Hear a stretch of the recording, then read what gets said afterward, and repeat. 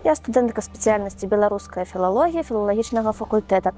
Размеркаванне гэта сапраўды важны этап для кожнага выпускніка, таму што менавіта пры размеркаванні ён атрымлівае сваё першае месца.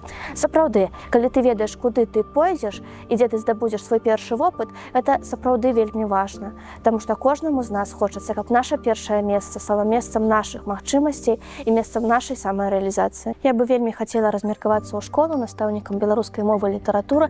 Гэта сапраўды мая вельмі даўняя мара, таму што быць настаўнікам я хацела з першага класа, але свой прафесійны выбар і свой прафесійны накірунак я выбрала бліжэй уже да выпускных класаў, але я вельмі хачу перадаваць родную мову маладому пакаленню і перадаваць яе такой цудоўнай, мілагучнай і незабыўнай для тых, хто ў будучыні будзе праслаўляць нашу краіну.